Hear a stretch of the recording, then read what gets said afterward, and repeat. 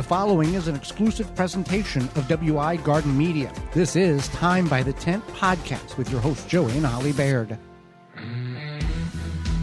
Coming up on the program today, we're going to talk about preparing wood for your campsite, as well as lighting your campsite, the options you may not know are available. Our guest is YouTube creator from Lone Crow Adventures. Samantha will be with us. The show's full, so join us.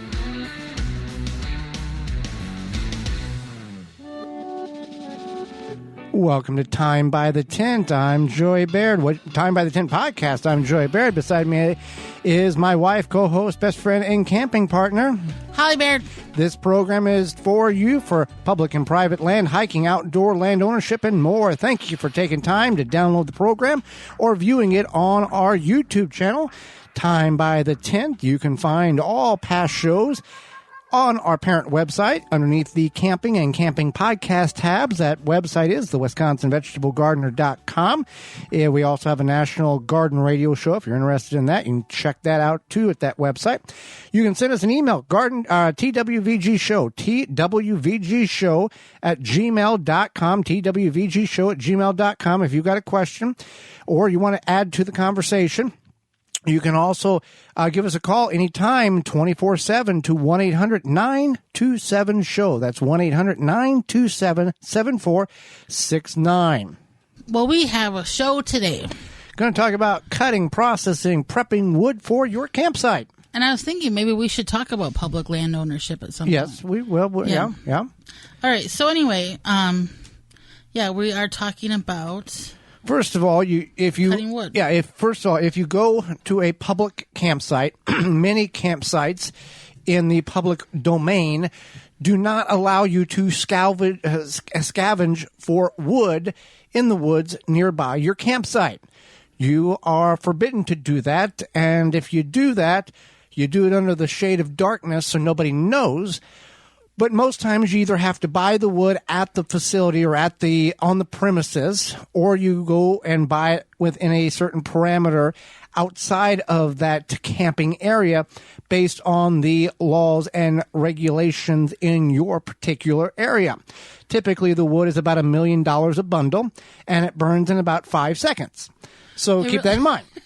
It really does. And it is dry wood, and that's part of the gimmick to let's make it as dry as possible so it burns as quick so they have to buy more. Absolutely. So, you want to find ways to get creative. Now, if you are camping on a public campsite, they don't want you to just like pull the wood out of the woods. They also don't want you to bring in logs and you cut them up off the back of your car or truck. Right. So because of invasive species, especially I know here in our state home, Wisconsin, there's an emerald ash borer. So there's reasons for that.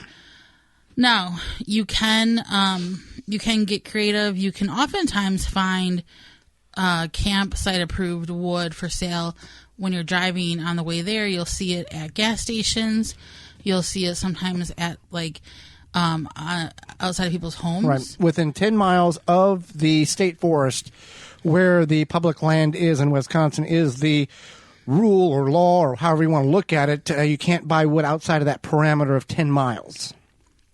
Right. So once we obtain the wood, now here, let's look at the other side of this.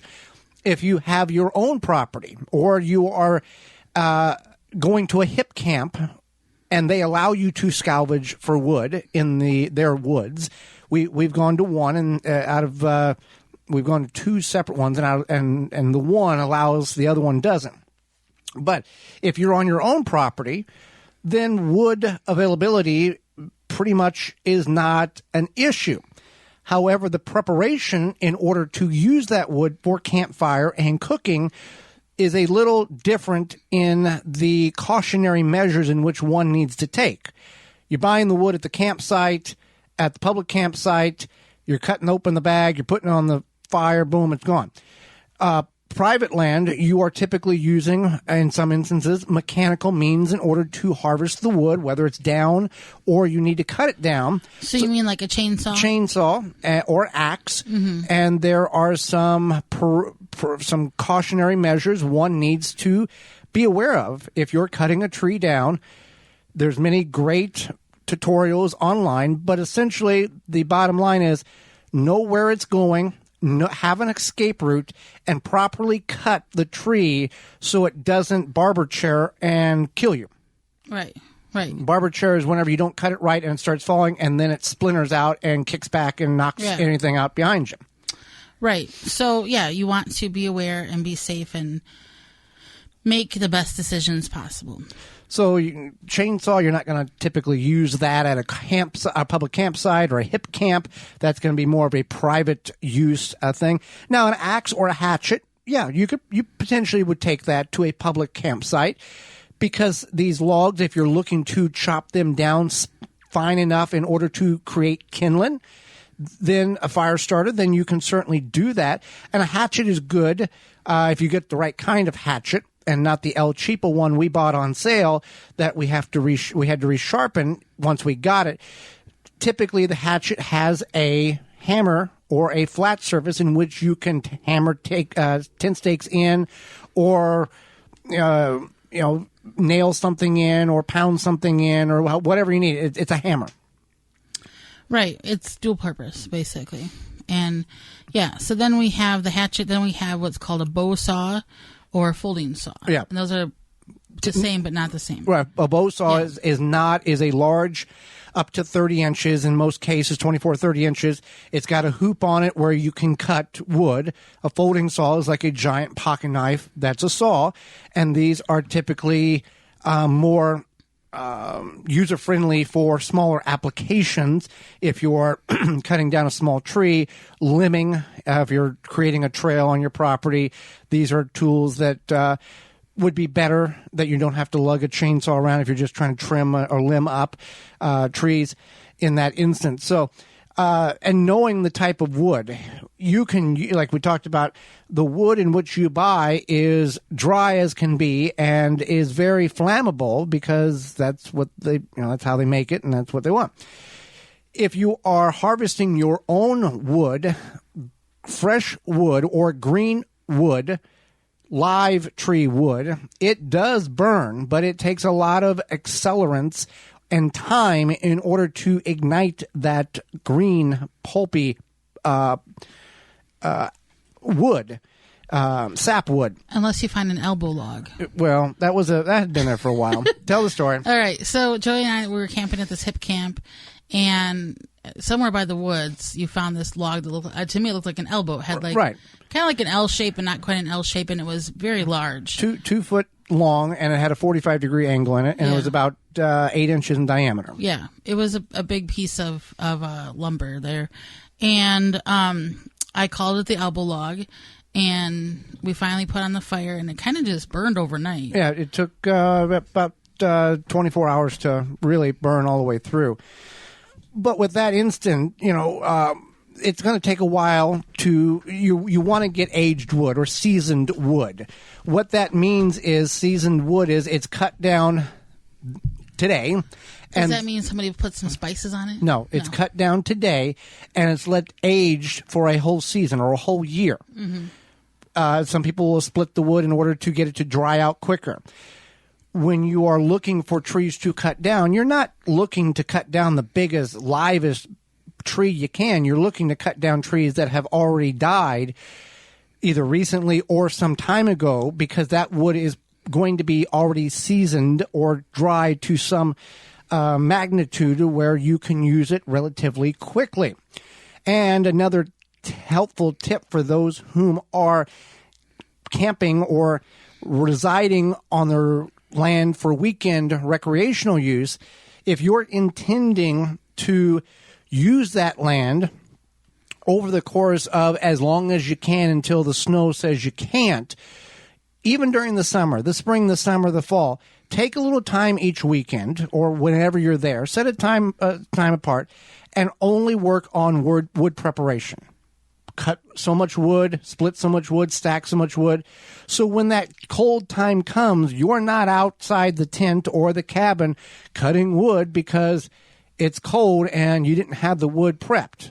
Now on the farm, we would have stacks of wood that had been seasoned, and then we would just take the tractor and load it up and then back it in the shed and then cut it there. What we obviously didn't prep everything, but it was all within a very close proximity to the house that we needed it. Right. So one thing I want to talk about is the difference between an axe and a hatchet. Okay.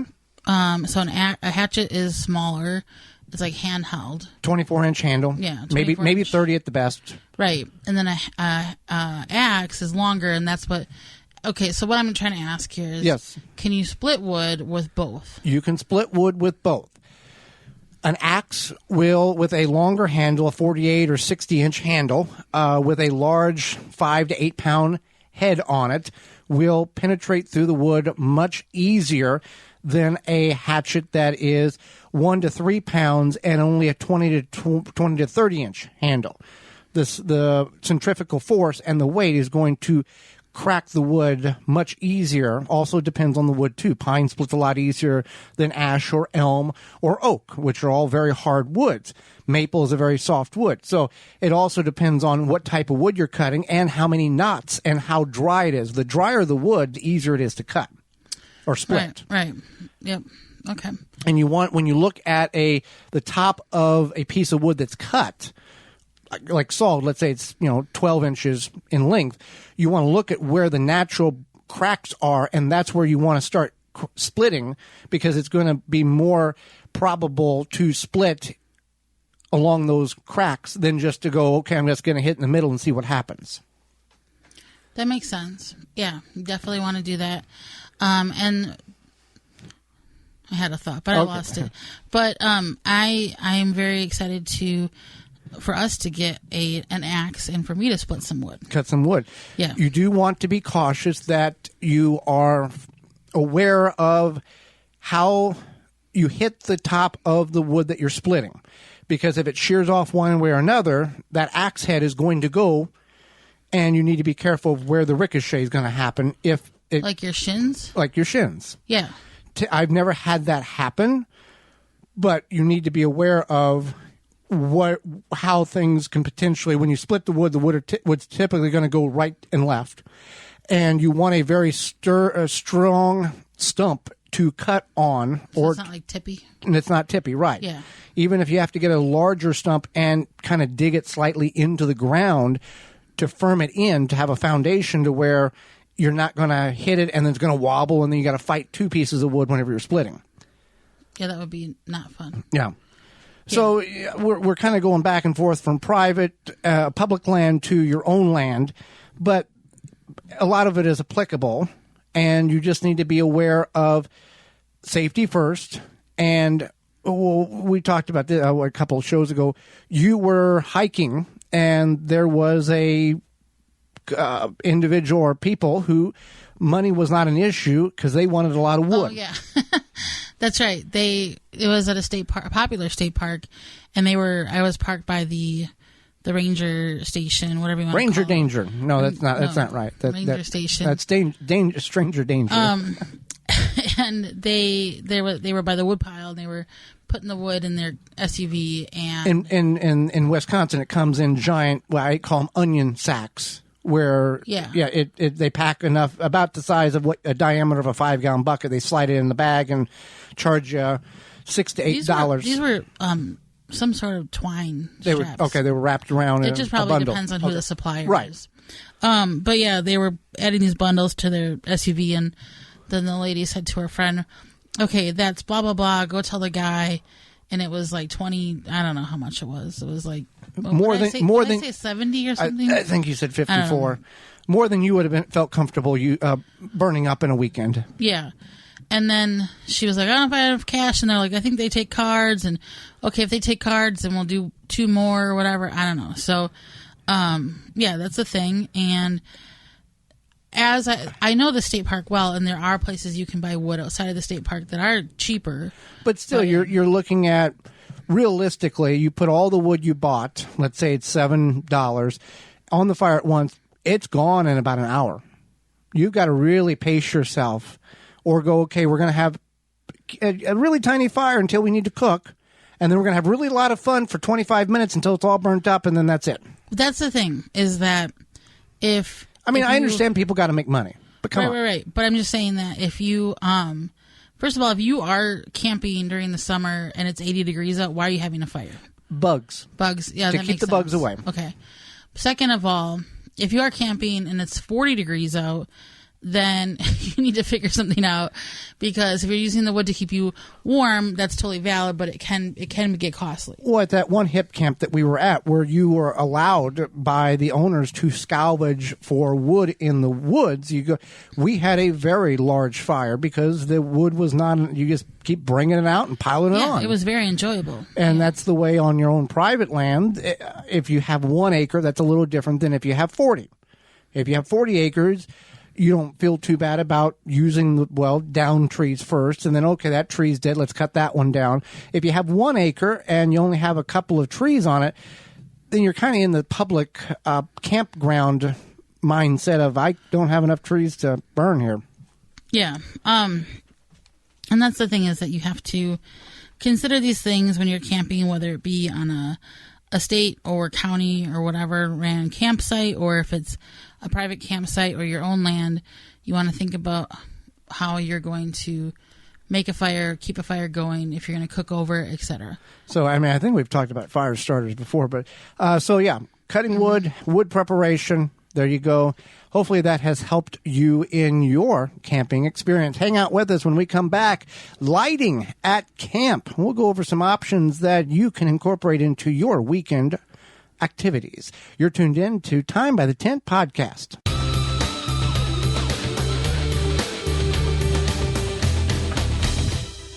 Goodbye, biting bugs and plant invaders. No More Bugs by Natural Green Products is your answer. A product pioneered by the USDA and 14 years in business, No More Bugs has been the favorite by consumers across the country.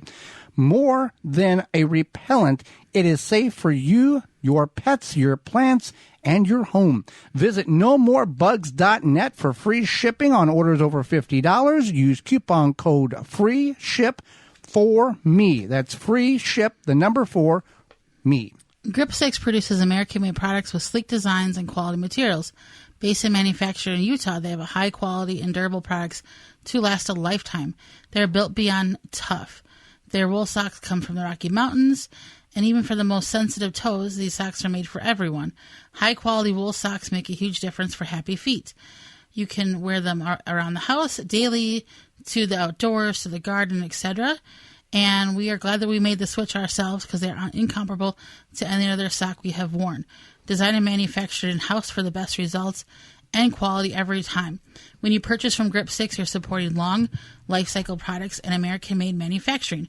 Check out their belts, wallets, and socks at grip6.com and coupon code radio15 to save 15% off your order at grip6.com. Fleet Farm is your one-stop shop for everything you need for your next big fishing trip. Check out their huge selection of gear like rods, reels, exclusive lures, and more. Shop top brands like Rapella, Berkley, St. Croix, and Clam. Plus, you can even pick up live bait and get your fishing license right there at the store. Before you hit the water, make sure you get a bite with help from Fleet Farm, your fishing headquarters. Wind River Chimes creates a symphony in any space. Chimes that are inspired by nature and designed to make the natural world even more inspiring. Music speaks to everyone. Individually handcrafted in Virginia for over 35 years and hand-tuned for exceptional precision and lasting beauty. Because in life, the winds of change are always moving. But no matter where they carry you, Wind River Chimes is always inspiring harmony. With a large selection and customization options, you will find the sound that soothes you. Visit windriverchimes.com to find out more.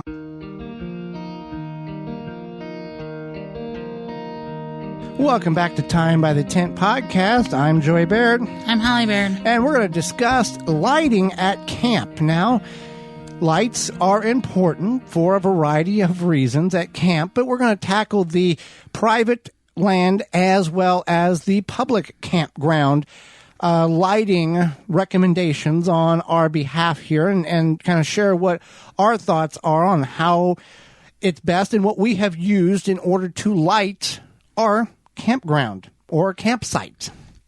Right, and maybe some that we have not used. Right, and you're going to look at, on a public campsite in Wisconsin, at least, and we've seen videos of where it's basically 40 people in a parking lot next to some trees, and that's their campsite with a couple of night lights, and they got the tent set up, and the end of story.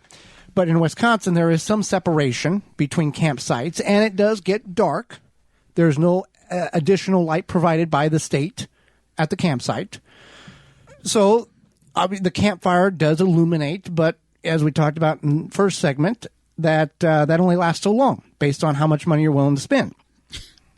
Yeah, and so either way, it doesn't matter if you are going to light a huge fire or not. There's going to be places that you need to go when you're camping, whether it be someplace if you're on a regular campsite, the bathrooms, right, or just to your tent or whatever. So, you want to think about these things. Now, when I was growing up, we had these huge Coleman lanterns that took these huge batteries. They weren't huge. The lanterns weren't huge, but they took these huge batteries, and then we had flashlights that took batteries. But now, that was 30 years ago. Okay, first of all, it wasn't. Okay, it was like 20 to 30 years ago. Uh-huh. Okay, anyway, so now things have changed, and we have some rechargeable stuff. Actually, all of it's rechargeable. Right. And then we do have some, what's it called? Kerosene. Yeah, lanterns. Lanterns, yeah. So that you can look at it that way. There is lanterns in which you can use, and it is fueled. They have the LED lanterns, and they have kerosene or paraffin wax oil lanterns, interchangeable there, and you can use those outdoors based on what type of fuel you use. It is either safe to use inside your tent or camper or home, or it is not safe to use inside those inside, and only are recommended to be used outside. Right. Yep. So you want to keep that in mind with the kerosene, the paraffin, whatever. So we did some, research here. Uh-huh. And with the kerosene versus it was olive oil. Or cooking oil. You can use cooking oil in a lantern. This is a flat wick lantern. It will work. It doesn't absorb as quickly or have as a predominant flame or brightness of flame, but it will work. But olive oil can be more expensive than kerosene or the paraffin wax oil in your lantern. Kerosene, you want to use the K1 style or brand, not brand, but formulation in order to K1 kerosene, which is affordable and readily available at filling stations, and they've got pre-made containers at most big box stores and camping stores, and it is a better burning kerosene for your lantern, either lamp or lantern, but is not safe to use indoors because if you're going to use it, let's say in a tent, you want to have very good ventilation because it will put off a smoke. Now, the paraffin oil does not. There are certain calibers of that which is certified or deemed safe, that is odorless and smokeless, in which you can safely use indoors. So you want to do your research on that and act accordingly to that. But the lanterns outdoors, you can, if you're on private property, you can, or public, you can surround your campfire with the lanterns to kind of illuminate the area. People will use tiki torches to not only control bugs, but also illuminate. That is an outdoor only thing. And the effectiveness of a tiki torch with the citronella in it is only about a 3-foot diameter per torch. Yeah, so that's why you see so many of those torches. It looks like the Survivor, voting in the show where we're going to vote this guy off the island. That's why you have to have so many in order to encapsulate the area to protect it from the insects. I can't believe Survivor's still on. Anyway, so yeah, these are your options. I want to note something though. Yes. If you have anything that has an open flame and you have a pet, a dog, or something that might be excitable and chase after it, knock over a candle, just use caution. Well, you bring up candles. Candles can be used as well if done properly. But the tiki torches are an open flame too. Open flame, right. Yeah. But they're typically, you're putting them in the ground and they are 4 to 5 feet off the ground. But you never know. Right, yeah. They can rub up against it and try to scratch their back or something of that. So you just want to use caution. Small children, whatever, you have an open flame, just be careful. Think about that. And a lot of these tents are made out of nylon, flammable, can catch fire quickly. So you want to keep all that in mind. Right. And fire safety. Yeah. Take a fire extinguisher with you. That's not a sissy way to go. It's a very smart way to have but never need in order to protect your stuff, because a candle or a lantern or something knocks over, even outside of the fire ring, if you're in leaves or it's been super dry, the grass is going to catch fire because it's like, it hasn't rained in 3 weeks and crunch, crunch, crunch under your feet. It could ignite. And you can always be that superhero whenever somebody else has an issue and run over and play firefighter and take care of their problems too. Maybe you could find a boyfriend or girlfriend that way. Yeah. So flashlights, rechargeable.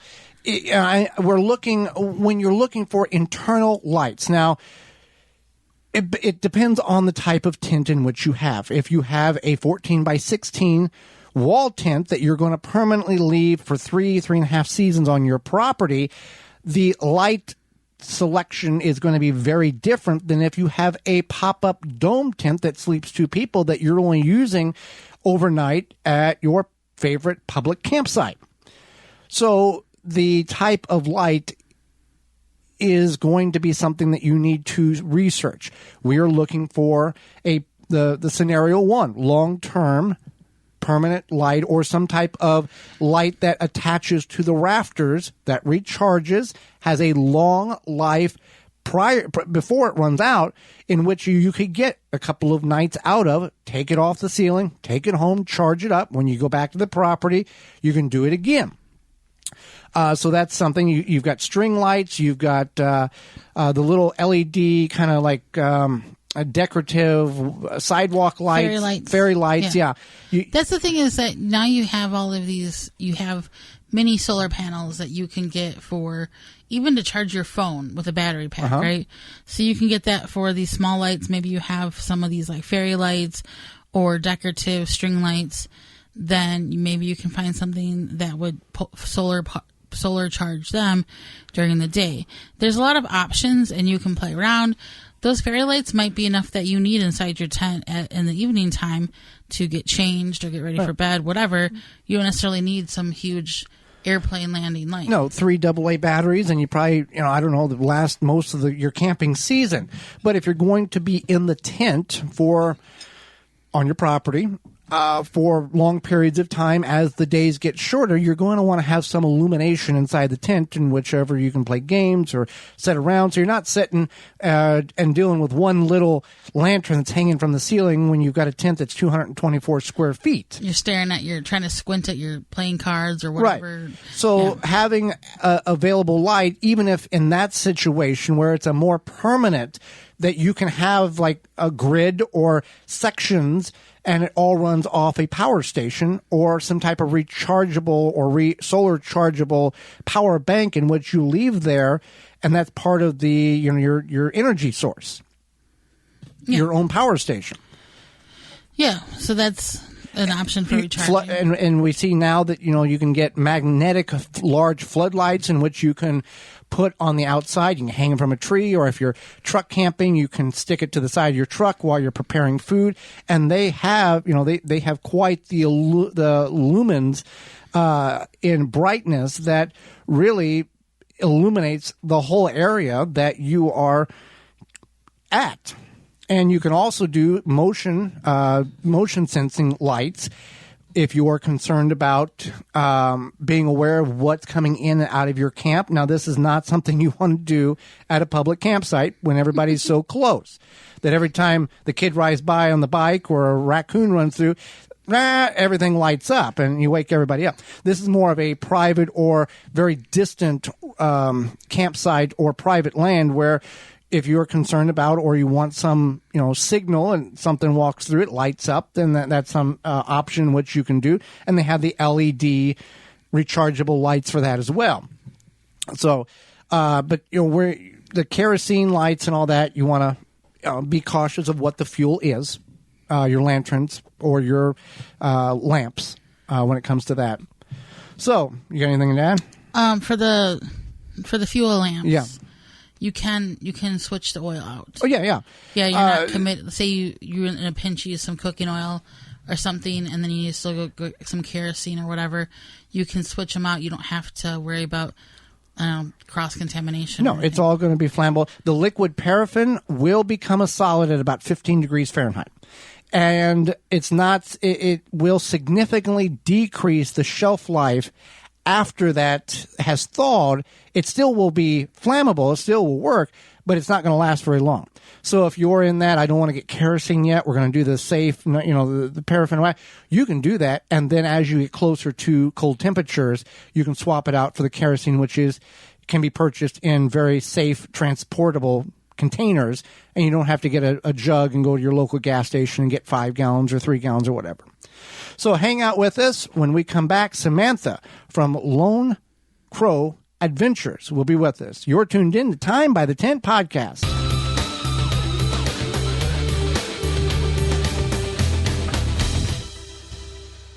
Farm and garden in the ultimate comfort. Farmer's Defense has lightweight and durable sleeves made to protect you against the elements while farming.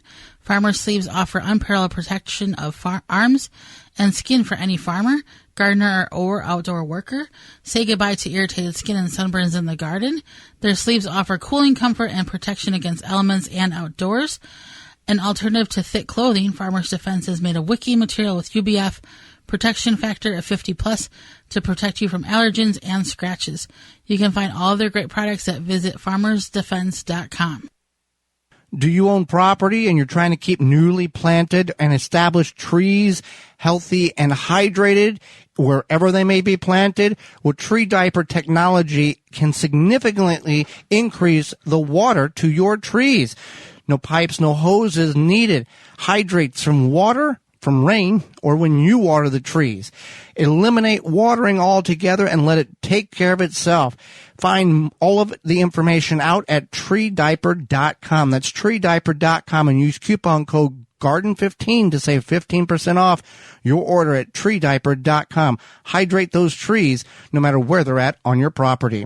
We are brought to you today by sponsor Walton's Inc. Listen, we know you care about where your food comes from, canning and preserving your fruits and vegetables. What about the meat? Maybe you hunted or trapped that meat. At Walton's, you can get all the equipment, seasoning, and supplies to make sausage, jerky, or any other product your way to your high standards. You want to make snack sticks that people will actually like. Walton's created meatgistics.com, an informational site to help you make the best finished product. They have spices, meat grinders, mixers, sausage stuffers to help you go from animal to edible. Walton's, everything but the meat. Oh, you can use code GROW50 to save 10% off orders of $50 or more. Take those spices to the campsite with you. WaltonsInc.com.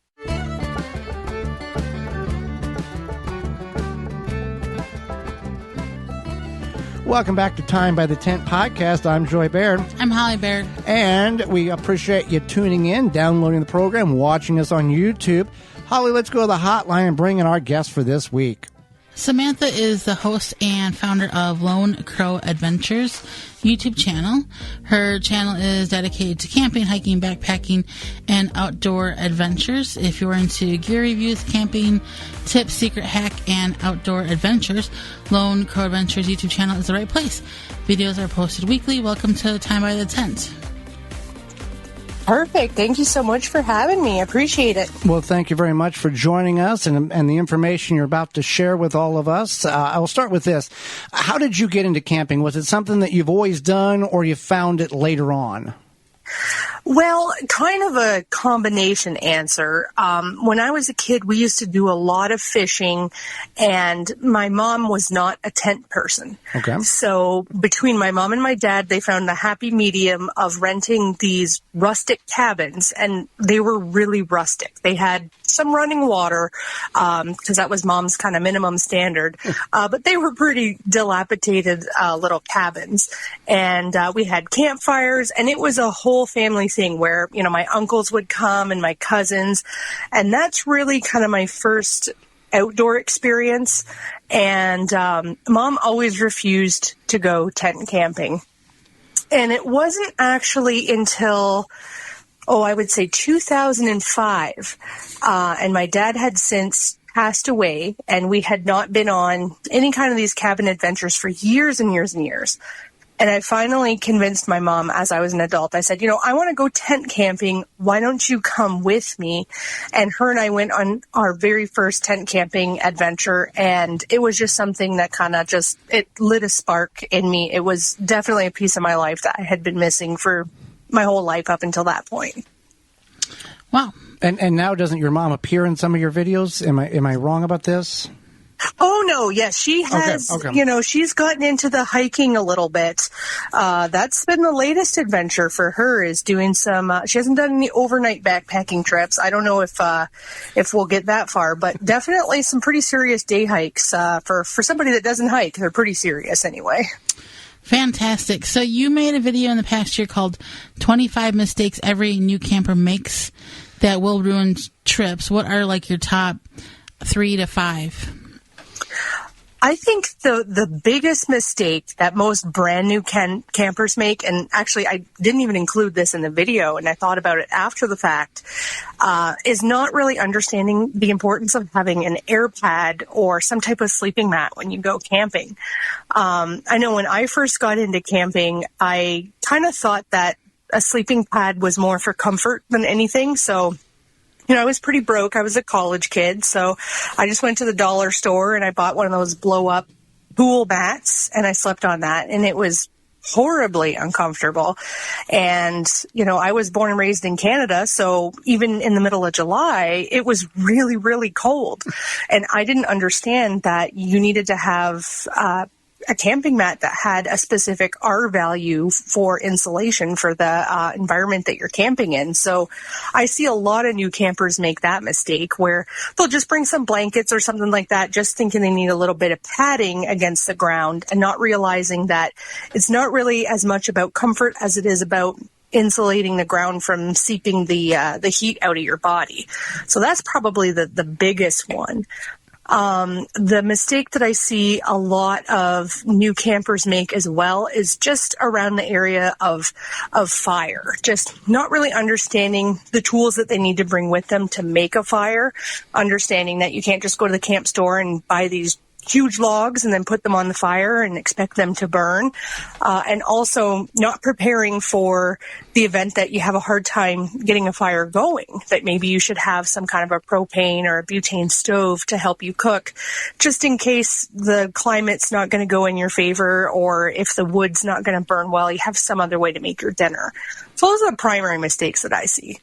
Well, I think some of the it's more of a sticker shock than anything is the price of wood in some of these camp locations year to year, how much they've increased. It's like 4 pieces, or, like 6 pieces for $8 now. I think we're up to some crazy number like that. That's outrageous. Yes. And a lot of people, we're all on budgets in 2023, right? Wallet's gotten a little smaller. And I do see a lot of people where they show up to the campground and they think, I'm just going to scavenge around in the woods and try to find, some wood. And some places do permit you to do that. But a lot of times, by the time that you get to prime camping season, it's so overpicked that you actually can't find enough wood. So in some places it's a no-no, and they will make sure that it's a no-no to do that. Absolutely. Yes, so the game wardens, they'll come around and they'll tell you, hey, you got to put that stick back in the woods. That's a natural part of the ecosystem. Yeah, there are many tents that one can pick from. Just like many meals that you can choose to eat at dinner at camp. The wrong tent can ruin your weekend or possibly end your camping career because you're done with it. What are a few things to look for in tents that one should avoid? Well, I would say the best thing to look for is the rain fly. My personal preference is what I call a peak to ground rain fly, where there's a zipper that goes almost all the way to the top of the tent, and that zipper on the rain fly comes almost all the way to the ground, so that way you're going to get really good rain protection there. A lot of tents, especially larger tents, because families, I find, especially if you've got a couple little kids, you want to buy this big, huge tent because, the kids have all their stuff with them and, you want to get, sometimes I see even families of 4 getting a 10 or a 12 person tent. That tent is a huge pain in the butt to try to set up. It's humongous. You definitely need 2 people to get it set up. And it doesn't really handle the wind really very well because there's so much surface area that if there's any wind and a storm or even a light rain happens to blow through, there's a huge chance that the rain fly is going to be disrupted by the weather and you're going to end up having leaks. And most people don't actually need as much space inside their tent as what they think they do. So I would recommend people, with families that maybe they go and get a tent that's like 70% of the size they think they actually need. Because kids actually don't really take up that much space because, everybody's got their gear, but, they don't need all the things that you think you need inside your tent. So that way you can focus on getting maybe a better quality tent that's a little bit smaller instead of spending the same amount of money on a larger tent that is not necessarily the same quality. Right, and a lot of times, especially as the kids get a little bit older, they are going to typically want their own tent. I know sure. I experienced that as a child camping, and people we've interviewed and other families that I know, at some point, your kids might stay in the tent with you, but then they'll want their own tent. So having a tent that might fit 2 adults and 2 small children would at one point be sufficient for 2 adults still, and then the kids would have their own tent too. So yeah. And you talk about sleeping on the ground. Do you ever use a cot, or is that just an additional weight that you don't feel is necessary when camping? Well, that really depends on the type of camping that I'm doing. So, if it's just myself, if I'm going out for 1 or 2 nights, I'll typically just sleep in a smaller tent on a mat on the ground. If I'm going to be camping for, let's say I'm going to be doing more of like a base camp. Like, for instance, I'm going to be going to Virginia this fall to the Shenandoah National Forest, and we have a campground booked there. We've got a site for 5 nights. So I'm going to be bringing one of my larger tents, and I'm going to be using a cot because I'm going to be stationary that whole time, and I'm using that campground more as a central location and then going out on day trips. So when I get back from, driving around and seeing the sights and hiking around and seeing the sights, it makes it a lot easier for an extended stay to have a cot that you can sit on the edge of to get dressed and, just not have to crawl around on the ground for, 5 days straight. Because I know myself, I'm not getting any younger, so the cot's definitely a nice thing. But if it's just a weekend thing, I'm just going to bring a mat and sleep on the ground. If it's just a couple days, I'm still young enough to tough it out. That definitely makes sense. So when camping on public or private land, weather, can be an unpredictable factor. What advice can you offer if a person or family is caught in a pop-up storm when camping in a tent? What to do, what not to do if the storm is going to pass that might be different versus a whole entire night of extreme conditions? Well, if it's a pop-up storm that kind of comes up during the day, if you can get inside of your tent and you feel safe, that's the real thing. As soon as you start to question your own personal safety or your family's safety, at that point, the best bet is to try to get to your vehicle if you have a vehicle with you. If not, the next best option, like especially if the winds really start kicking up, the next best option is to go and try to find some kind of a structure, whether it's a bathroom structure. Sometimes campgrounds will have even like picnic lean-tos. That's just going to give you a little bit more protection in case trees fall. I know I spent a pretty terrifying night. It was actually in Flambeau River State Forest, and a storm whipped up in the middle of the night, and the wind was absolutely outrageous. And I was sleeping in my tent, and I had my wife, who I'm now married to, but we weren't together at the time. She was in another tent, and I remember thinking, oh my God, one of us, we're going to wake up. There's going to be a tree crushing one of us. I can't see what's going on in this other tent. I hope I'm not going to get crushed. We didn't have, any shelter available at the time, and it was absolutely terrifying. So, if that happens, the best scenario is to try to get yourself to some location where you're going to be safe, because that tent, with trees falling, there's going to be some injuries if it lands on top of you. Now, if you're preparing to go into the evening, and you know that there is a hellacious storm coming overnight, I have done some additional measures for waterproofing, knowing that, maybe we're going to get, let's say, an inch an hour of rain from 12 till 2 a.m. I will actually bring an additional tarp, and I will put that over the top of my tent. And on the grommets of that tarp, I will use guy rope, and I will actually secure that to the ground, maybe 3 or 4 inches above the ground, so that the wind can't get up underneath it there either, just to give the tent a little bit more waterproofness, but also to apply some tension to the tent in case it gets windy, so that the actual structure of the tent doesn't get damaged as well. But, if it starts to get dicey, get to the car, get to a building. I know tents are expensive, but ultimately they can be replaced.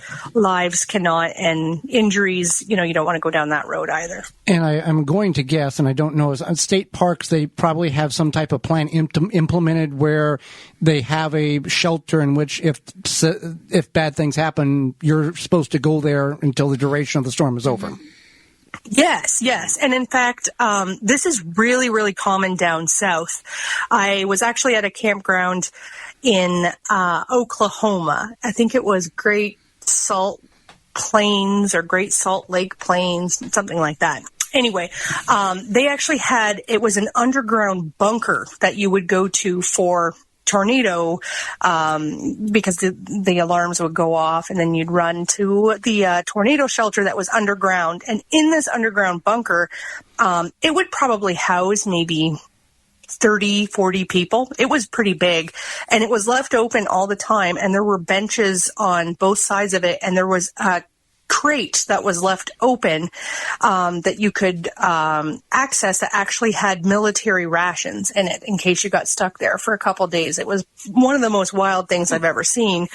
But Carrie Underwood said it best. Oklahoma is known for their tornadoes. Yeah, it would ruin a weekend of camping for certain. Yeah. You've tested a number of products on your channel, and we also all about buying once and buying right. Of all the products you've used, what is your favorite one, hands down? And then what are some products that you tested that you're like, I don't advise people to buy this, even though people may think it's good? So my very favorite thing that I own is actually a thing for winter camping. It is a little oven. It's called a pipe oven, and it's intended to go between 2 pieces of stovepipe for a tent that has a wood stove in it for the winter. And you can just cook all kinds of delicious little things in there. Cinnamon rolls. I've made cornbread. You can even bake chicken in there, like little Cornish hens or something like that. All kinds of things that you can bake in there. And I really like to cook when I'm camping, so I get really creative. So that's my absolute very favorite camping item.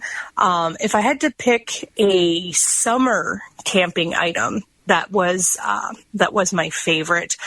I would probably say that right now it would probably be my GSI Outdoors 6-cup percolator. Because, and that's another really simple thing. It's a kitchen item. But this little percolator has been with me across the country, for years, and it makes a great cup of coffee. So, I really, really like that. I know it sounds kind of boring, right? A percolator in an oven. But, that's the biggest thing that I enjoy when I'm camping. I like to cook. The things that I would tell people to avoid, the most negative experiences that I've ever had with gear tend to evolve around this theme of pop-up instant tents. I've tried a couple different ones, and they tend to get a lot of condensation. They don't tend to really hold up to weather at all. They tend to leak.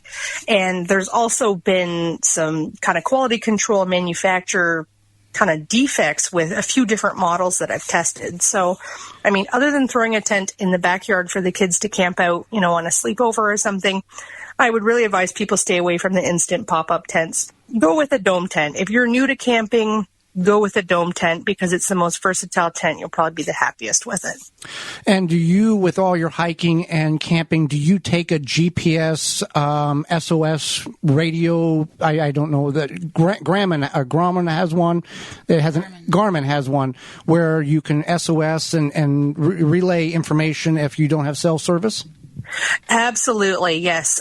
We use the Garmin InReach. I have the full size version, and I will actually activate that for trips. So if I'm going for a period of time, let's say I'm going for 4 or 5 months in the wintertime where I'm not going anywhere that's really off grid, I will actually turn that off so that I don't have to pay that monthly fee, and then I'll turn it back on again when we go on backpacking trips. But when we go, especially when we're going places that are remote, like I've done some canoe trips in Voyageurs National Park. There is no cell service in the park, and most of the campsites there are just these little islands, and you can go days without seeing another person. If you were to get injured out there, it would be a really, really serious situation. And the other thing, too, that you have to think about, because, my wife and I, we typically camp just the two of us. We don't really bring friends with us. Sometimes we bring family, but that's usually pretty close to home. The most dangerous animal that you will ever encounter on trail or at a campground is another person. So 2 women camping alone, can be an easy target for would-be predators. So I like having the Garmin InReach just in case there was ever a situation where an unfriendly person came around. At least we would be able to send a text message in the absence of having cell phone signal to a family member to say, hey, you need to call the police, this, like a real short message, to get some help that way. So it's just a little bit of comfort. I've never had to use it. But one thing that I do recommend is that if you're going on a really, really extreme trip, like let's say, you're a middle-aged person, and you're kind of out of shape, and you're maybe planning on doing like a rim-to-rim hike of the Grand Canyon or something that is probably really above your physical level, it might not be a bad idea for that trip to upgrade your plan from whatever the basic plan that you're paying for to the more expensive plan that's like $75 or $100 a month or something, that covers rescues. Mm-hmm. Because if you hit that SOS button and you don't have rescue coverage, that's about, depending on the extent of the rescue, that's like a $20,000 mistake. Because your health insurance isn't going to cover you to be airlifted out of somewhere. So if you're going somewhere doing something crazy, pay the extra money and get the extra protection just in case. Yeah, have it and never in the tensions of never needing it rather than never having it and bad things happen.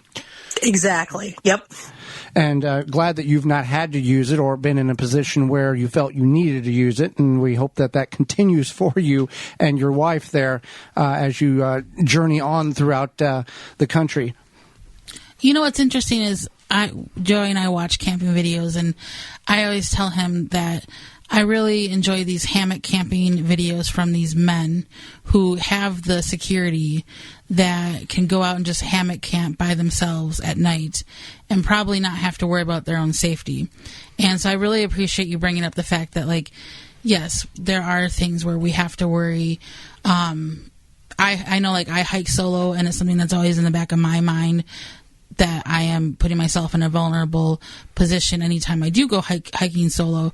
And I think it's good to recognize that there's a certain amount of privilege for those people that can go backpacking or whatever solo and not necessarily have to always have that in the back of their mind. I think, for most women,